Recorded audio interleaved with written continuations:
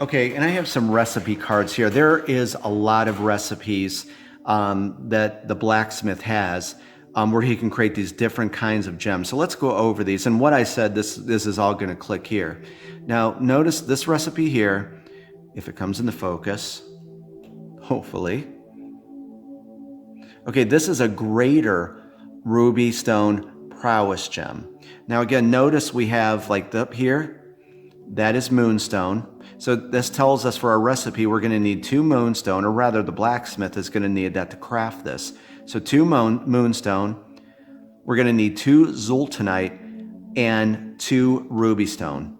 So you guys, this is very, very easy stuff. And of course, it'll say right here, this recipe will create a greater ruby stone prowess gem. Once inserted into a weapon socket, add +4 to physical warfare rolls. Remember how we were talking about speccing out heroes with gear? Well, now you see, I was kind of saving this to now. You can see now just how much you can spec out your heroes. Let's reverse the card and take a look at this. Now, hopefully let's get this thing into focus here. Now, you don't get the benefits of these two. When I put this together, let's take Enwyn here. Remember she has the steel sword right here? Okay, there's a socket. Many of the weapons and gear that you're going to find are going to have these round sockets. What you do is simply, so let's say that Albus, you gave Albus the 2 moonstone, the 2, let's get that, hopefully comes, yeah, the 2 moonstone, the 2 zultanite, and the 2 ruby stone, and he ran these back to the blacksmith. Also, Albus can carry as many of these as you want. These are, considered to be very light. So he would run those back to the blacksmith, and he would create this power gem, and he could run it back to Enwyn. So let me hopefully this comes into focus here. So what you're going to do is you basically slide it under the card. So picture that power gem is plugged into that socket. So from this, and again, look how deep this gets with how you can spec out your heroes. So what we just did, let me get this. So that's why there's another side real quick. So you could slide it under this side or over on the other side.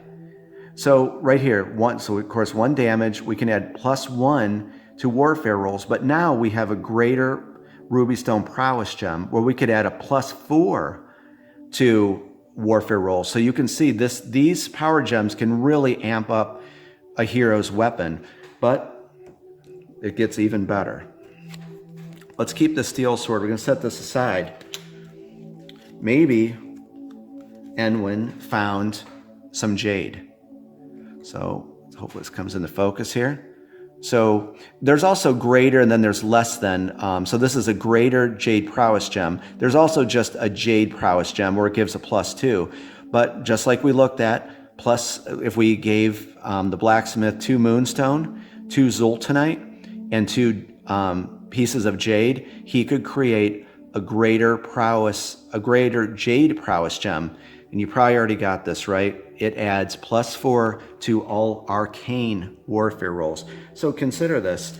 You want to make your hero more, say that, Enwyn is not very proficient in arcane warfare. You create this, plug it into this socket right here, and consider it's like, now it's a really hefty weapon. It'll do +1 to physical warfare, but you're also going to be able to add +4 to arcane. So again, another more depth in how to spec out and build your heroes. And I was kind of saving this because I thought you guys would like to learn about crafting and mining, and again speccing out your heroes. And real quickly, and there's all these prowess gems for all the different warfare types. Kind of the same thing right here. Here is a greater, it comes into focus, a greater amethyst prowess gem. So it's like the same formula, 2 moonstone, 2 zultanite, 2 amethyst, and you could create, the blacksmith will create one of these, plug it in, and there you go. So you could add +4 to mythical warfare rolls and +1. So hopefully you're seeing really the depth of Dungeon Crusade and what you can do with all this. One last thing we're going to touch on, notice that weapons are always going to have this round socket, round, that all fits together. Well, there's another kind of gem that goes into armor, and that is square gems.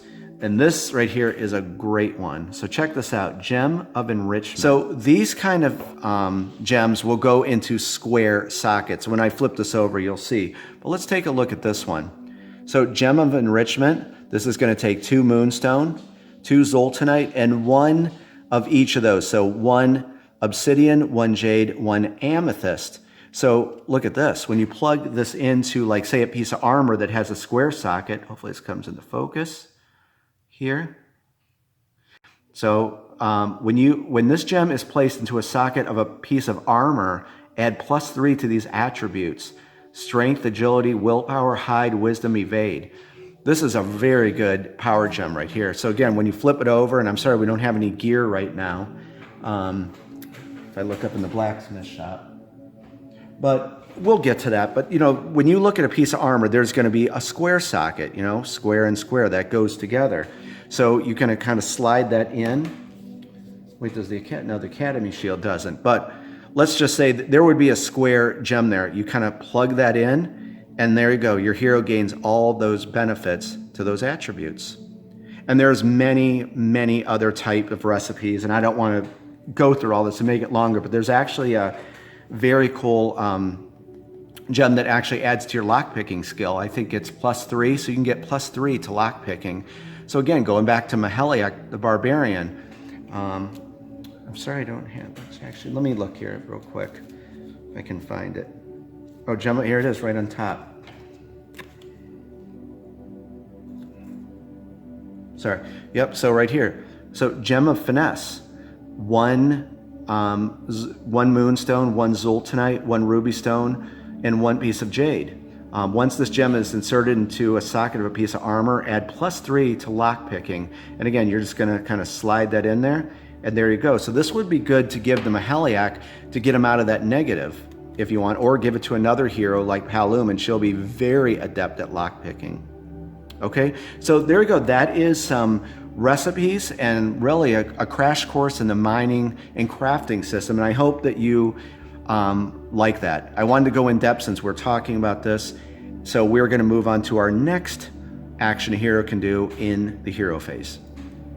And the next thing we're going to go over here in our quick reference guide for the hero phase is this entry right here, adjacent or on top of a tipped miniature, and that's referring to a slain minion or guardian. Over here for perform an action, loot a monster that has been slain by a ranged attack. That's a special ability ranged attack in this or the previous churn. So we're going to go down here in the dungeon. Let me explain that. It's pretty easy. Okay, and for our demo here, I brought out one of our expansion heroes. This is Lyrena Nightweave, our battle mage hero, and over here is Sir Brennus, the knight hero. Take note that Lyrena has initiative token 3 and Sir Brennus has initiative token 4. But where she ended, this was the end of her turn. So let me back up a little bit. She was kind of way over here, and she used her 2 actions to move to this position. Okay, so at the end of her turn, remember you can use special abilities because heroes are using essence. So what she did is she activated her summon spectral sword. And this is a ranged attack here. It's a very cool ability. So if we flip it over, it's one of those fun abilities when you activate it for 2 essence, that you can roll a d6 range of 4 spaces, and then you consult the little chart here. So let's say that she had rolled a 6, and this orc archer was right here. It was living at one time. So she used that and successfully hit it. It only has 1 hit point, so she killed it. However, she can't get over there to do the loot and gold roll. And remember, just to reinforce that, loot and gold roll is right here. It's the treasure chest and gold coin where you roll a d20. So she's not adjacent to that, so she can't, loot that monster. So her turn right now is over, so we're going to remove that. However, Sir Brennus is up. Now, heroes are permitted to go up and loot a monster that another hero killed. And I'm huge on MMORPGs, and there's a term called ninjaing someone's kill to get the loot. So Yes, that's permitted in Dungeon Crusade. So at the start of his turn, he's going to roll the d6, generate movement, 2 and 2, 4. He's going to move up here, 1, 2. And then for a continued action to end the first action, he's going to loot the Orc Archer here, and he's going to roll the d20. So 20 will get him a loot card, 19 plus will get him 100 gold. So that's exactly how that works. But let me explain the big rule about this. When a hero slays a minion, that minion stays in the dungeon for, of course, this hero phase or the current turn. On the next turn, this minion will also stay there dead in the dungeon. But after that next turn or after the hero phase, that is removed from the dungeon. So kind of like in a PC game or RPG or an MMORPG, it just kind of disappears. You can't loot it. So remember, you have the current turn to loot a dead monster or the next turn in the hero phase, and after that, it's removed from the dungeon. Simple as that. Okay, our next entry here in our quick reference guide, and this is very easy. On top of a treasure chest, what are you going to do? You're going to open the treasure chest. And there's the red X, meaning that once you open that action is over. Depending on what happens, because remember, the treasure chest is risk and reward. If a hero has another action, they're permitted to use that. And then over here in the notes, remove the treasure chest token and draw a treasure chest card. So let's go back down in the dungeon, and we're going to go back to Maheliak here, because remember earlier he landed on a treasure chest. And here we are with Maheliak. And remember, previously we moved him on to that. So I'm just going to back up a little bit. And, when a hero hits that, they have a choice. They don't have to open up a treasure chest. But what you simply do is, if you're going to open that, you take the treasure chest token off, and then you go over to the treasure chest deck and draw a card. We're going to go over there in a moment, but I want to point something out that we drew at the beginning of the game. Remember our tavern task? Remember you draw one of these at random? Well, we happen to draw the treasure hunters. Let me back that up a little bit. Hope that comes into focus. The treasure hunters tavern task, and this is Simon Ashbourne here, and he talks about how his wife collects these treasure chests around Avalon. So right here, our goal to complete this tavern task is to collect 5 treasure chests. So in this case, we're going to put that token right here for Simon Ashbourne, and we can turn this in on Celebration Day. And also, I want to point out something that some people had brought up, and I want to clear this up. That if you remember, we looked at that one treasure chest called the Eidolon chest. It's a trap chest. And some people had mentioned after reading the story that the chest explodes. It's like shattered to pieces. However, you still use this token, okay? So just because it says that, you landed on this, that's yours. You can place this on the Treasure Hunter's Tavern task. Okay, I wanted to point that out. Let's go over here to the treasure chest deck and discuss that. And I moved our encounter deck out of the way so we could chat about this. But like I said before, when I went about creating the treasure chest deck, I wanted it to be the ultimate in risk and reward. There is a lot of different things in this treasure chest that I think that might surprise you. Like we looked at before, sometimes your heroes will just find an empty chest. You raise the lid of the rickety chest to discover it is devoid of anything of value. And again, sometimes it could be a trap. But there's a good chance you may find some gold, or your heroes will find some gold. Also, in there are some very powerful artifacts and maybe a chance to get some loot. But always be on guard, because there could be a trapped treasure chest your heroes are going to open. I'm not going to spoil this, but this is I'm sure you Crusaders out there who have received Menora's gift could comment on this. This is not a very good one, but it's a quite unique one. So, risk and reward with the treasure chest, and look out for Menora's gift. And our next entry here in our quick reference guide is adjacent to a minion or a guardian monster, attack the adjacent monster. Remember, when you attack in Dungeon Crusade, your turn is over. That's what the red X means. And then end of turn for the hero and the rallied heroes. And again, I hope that you're kind of getting this system now, like how all of this is laid out. We are going to go a little in depth about this. We're not going to battle a minion because, again, we saw that in the Evolved Minions official game variant, which, again, I'm going to recommend people play it this way. But what I would like to do, I think it would be fun to battle a Guardian and talk about rallying heroes, because our last entry here, we're going to be entering into a chamber and discussing that with rallying heroes. So we're going to get acclimated to rallying heroes, and let's combat a Guardian. I'll meet you down in the dungeon.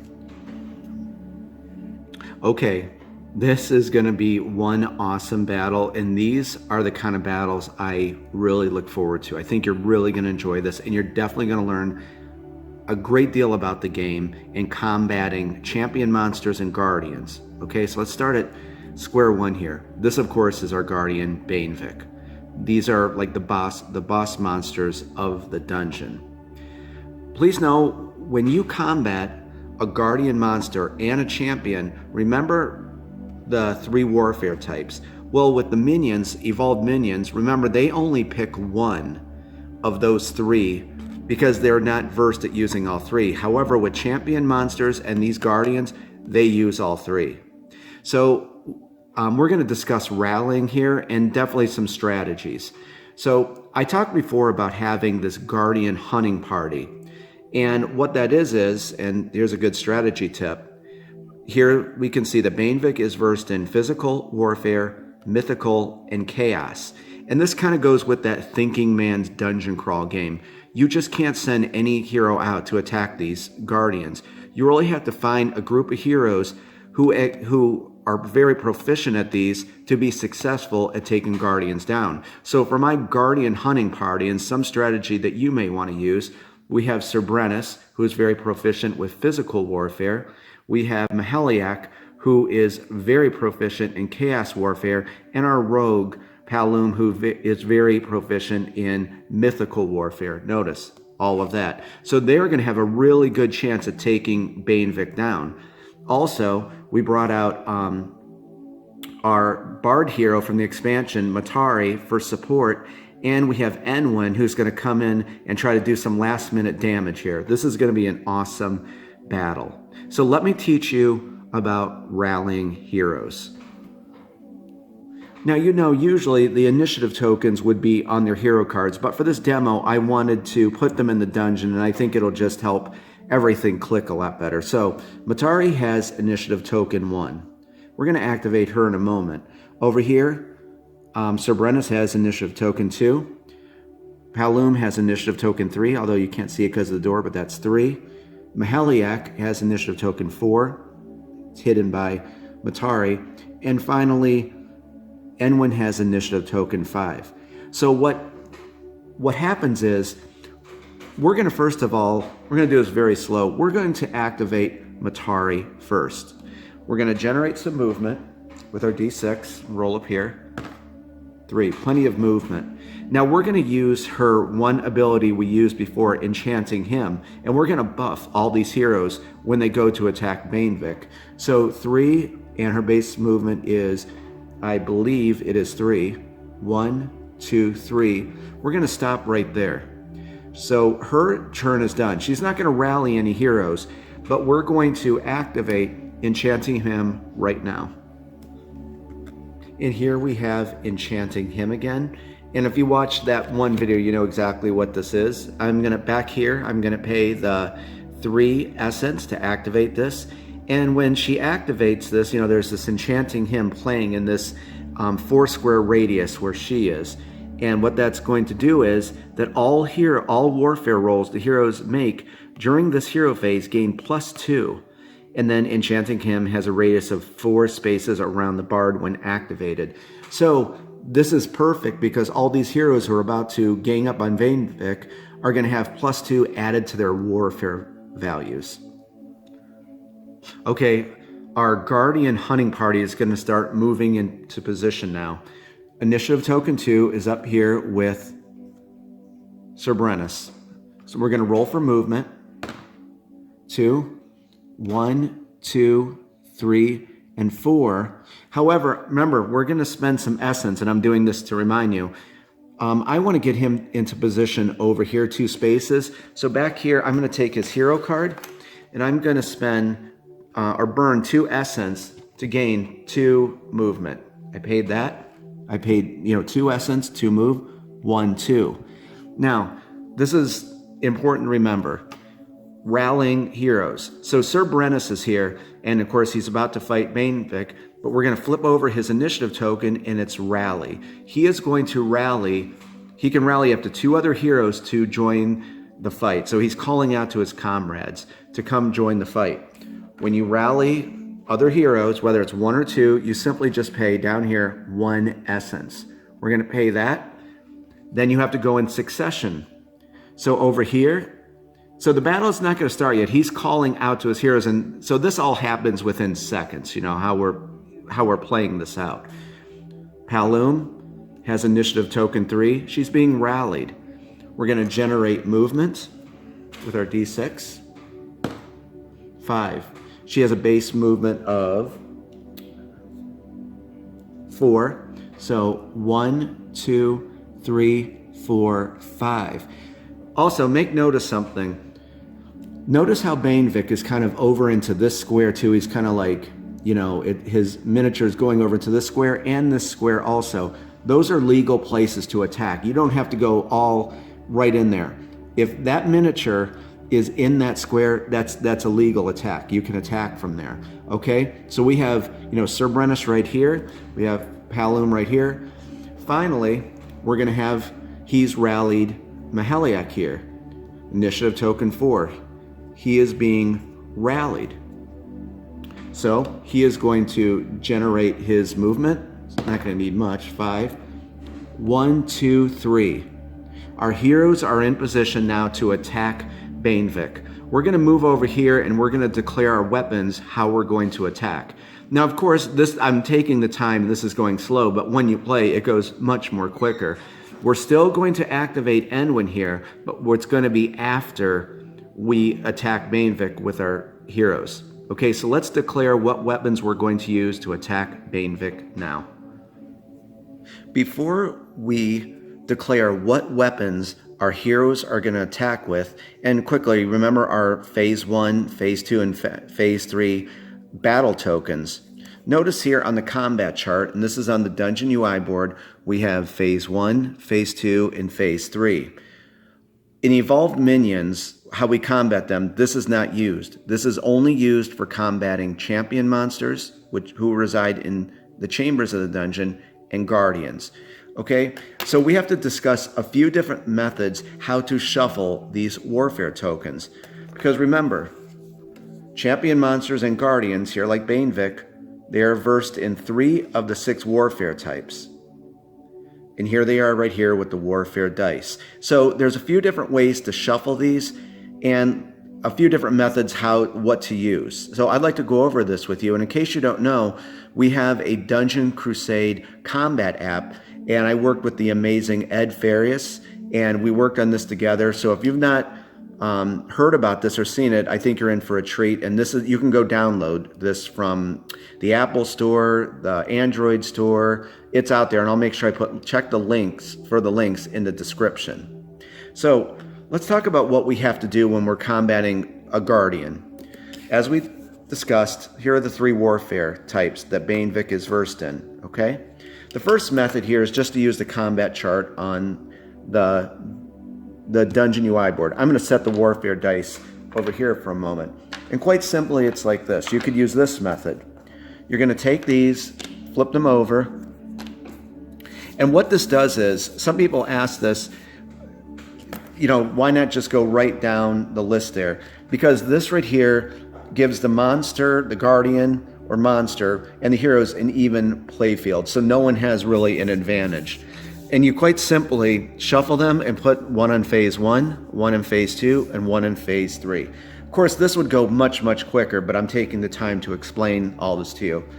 Once these are placed there, you reveal them. Phase 1 is going to be Chaos Warfare. Phase 2 is going to be Mythical Warfare. Phase 3 is going to be Physical Warfare. So we're going to look at a few other ways to do this, but what you would do is look at your heroes. Now, from what you already know, you can probably guess this. Mahaliak is strong in Chaos Warfare, correct? So we're going to get his Primordial Axe here. And we would just declare, we would put battle, phase 1, battle token on the Primordial Axe. He is going to attack in phase 1, so we're going to push the attack. Simply slide that up. Next up, remember, Halum is versed in Mythical Warfare. Of course, she is going to attack in phase 2, so we slide that up to the attack phase, or we're going to attack with her. Finally, Cerbrenus, he excels at physical warfare, and I'm sorry, so on Halum, we would declare, phase 2 on probably her starting weapon, the dull stiletto here.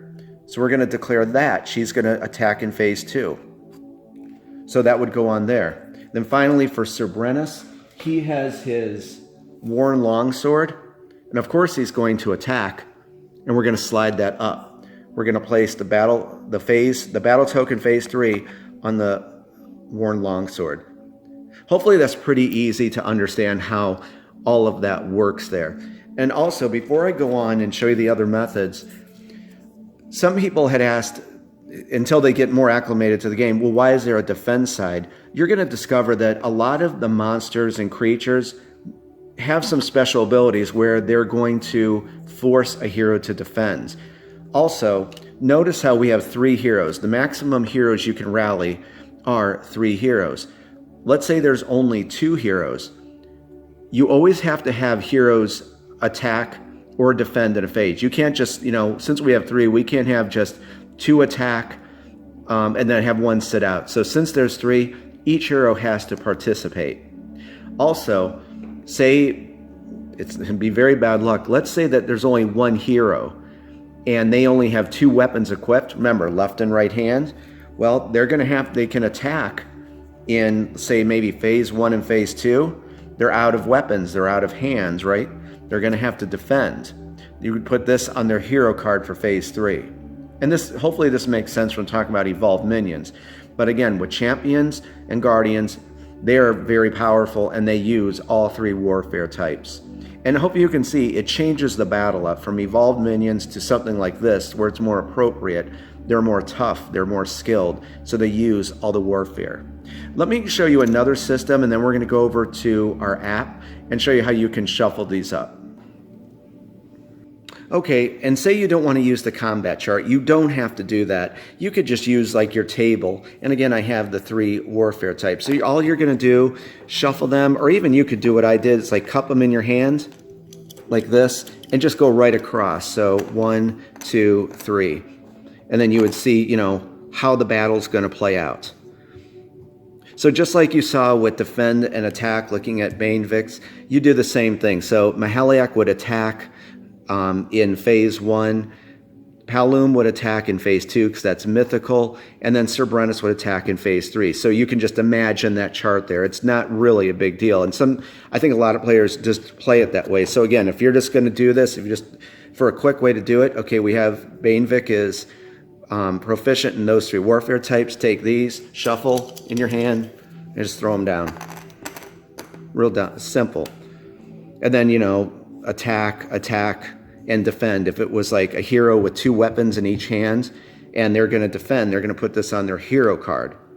That's sometimes just a quick way to do it. And lastly, let's go over the app real quick, and we'll be using that for our combat with Banevik. Okay, and I probably should start with this before we get into this, because there's a lot of new people here, and I don't know if they've ever seen this. Years ago, I had made a Dungeon Crusade dice tray for, using it for various rolling and, of course, combating the monsters in the game with the phase 1, phase 2, and phase 3. A lot of other awesome gamers and friends have made their version of the Dungeon Crusade dice tray, and I think I have a video somewhere where I show you how to make this. So I'm sorry to derail a bit, but this might be new to some people and ask, what is this? So this is something you can make. There's some stickers or decals you can download so you can make your own. Basically, this is a shadow box, I think they're called shadow box picture frame. And my original one that's locked away, I'll have to bring it out someday. I found it at a garage sale and painted it and cut it up, and I made it similar to this. My very good friend Paulo had made these prototype ones, and he did an awesome job. So hello, Paulo, thank you. So this is what this is. And basically, it's kind of just like we looked over there, you know, phase 1, phase 2, and phase 3. And you just use this for your, you know, if you want something like this, it's kind of like a deluxe version for rolling your dice for the warfare types. But what I did here, and again, there will be links in the description. I made this kind of like a little mount, and you can place your phone in like this thing here I'd put on here, and you can use your Dungeon Crusade combat app, you know, like attached right to this. So without further ado, let's get into this app. And I think a lot of people actually use this app. And like I said, me and Ed worked on this, but he actually tweaked it more. We had put the loot and gold roll in here. I had forgot that this was in here. And so we'll take a listen to this, and when it's booting up. I'm sorry we're derailing a bit, but hopefully you're enjoying learning all this stuff. There's some music in it.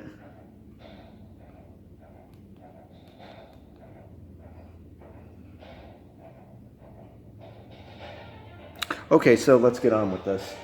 We got Bainvik's card here. So let's start our app.